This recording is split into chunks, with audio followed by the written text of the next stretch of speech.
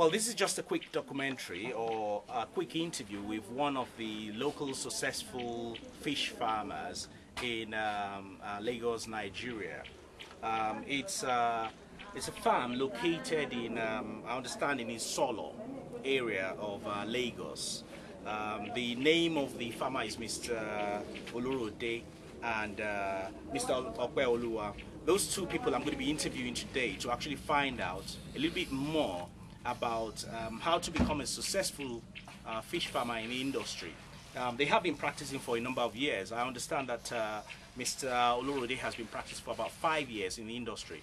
What I want to do today is actually just interview him and his partner to find out a little bit more about what they've encountered as a fish farmer, the problems that they're experiencing, and to see how to, if you wanted to get into the industry, what steps you need to take, and the problems that you might encounter, and also how to actually work to being successful in the industry.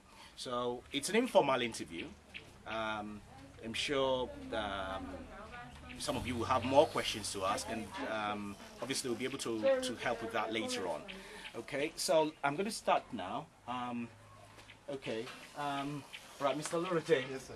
Okay, you've been in the industry for some time, from what I understand. Yeah. Okay, what would you say a person who wants to be a successful fish farmer, what do you think that they really need? How do you think they really need it? They wanted to get into the industry. What do they need? In fact, before you get into the business, first of all, you have to get capital. Right. Okay. Capital. Then after capital, how much capital? If you're saying capital, what do you mean by capital? How much do you think people? If somebody wanted to start up, if you had a friend now who said, "I want to start up a fish farming business," what would you say they really need to have? at least the person must have like 500,000. Like 500,000 naira. Yes. Okay. So what would you say they will be doing? What will this 5,000 naira? What will they be doing with it? After 5,000 naira, then you have to get some like land, small space. You know. Okay. You can start from the plastic, using plastic.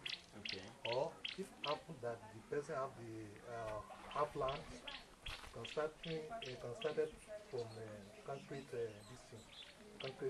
pond. Right. So if you own the land, you Yeah. probably can have a concrete Yes, pond. But if you don't own the land, you might as well have to use the plastic type. Exactly. So is there more advantage using the plastic than the concrete, or is it the same? No, not the same, because the concrete contain more than plastic.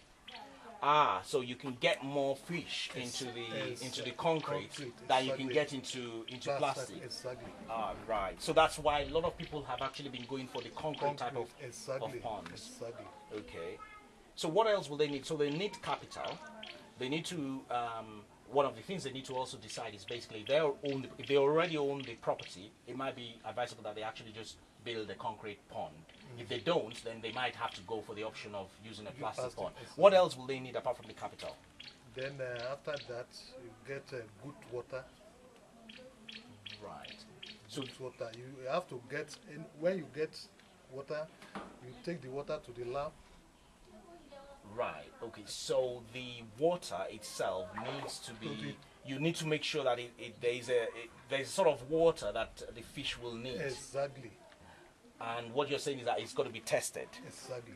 Right. So when you started this place, what you had to do was, is it from the well that you get the water, or do you get it from a borehole? No, it's from the well. From the well. Yes. So they had to dig the well, or how did you? I dig the well. Right. Then after dig the well, then I took the water to the lab. Okay. They test it. They are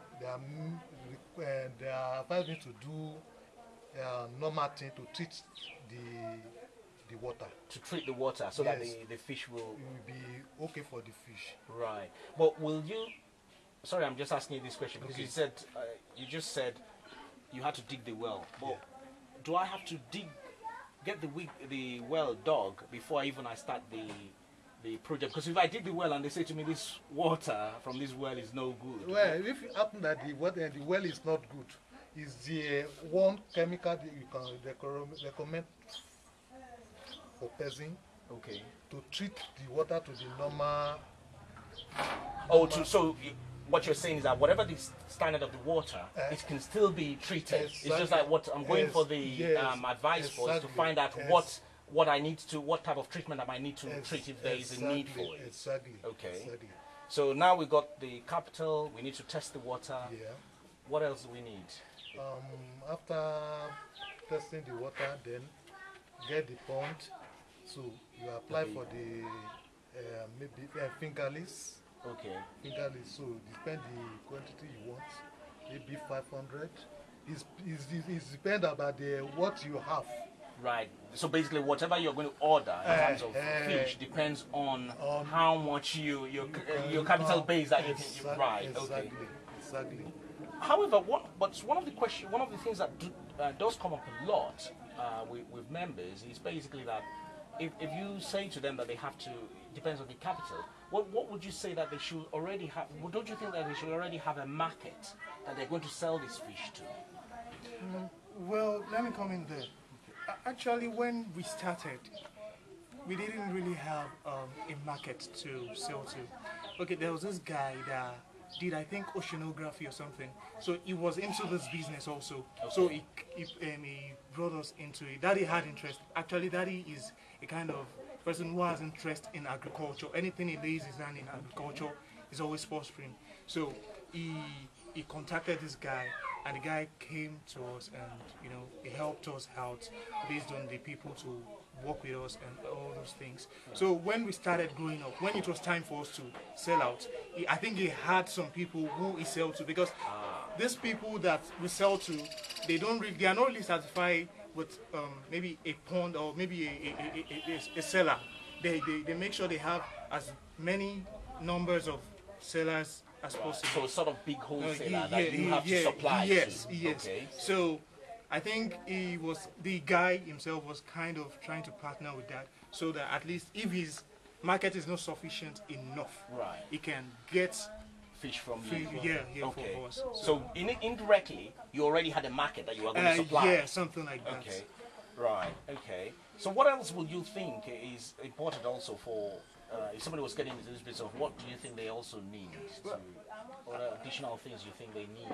Okay, I think from apart from what he said financial capital. He said the assets and all the stuff. One has to be interested, and when you're interested, you are zealous. So anytime you face a difficulty, you don't allow that difficulty to be a kind of a blockage from you progressing. Right. So okay, that's quite good. So you have the zeal to continue despite any problem. You see it as a stepping stone higher. Okay, that's quite good. Can you also say, from your point of view, being in the industry, in this industry for about 5 years now, is it, from your point of view, is it a profitable business to get into?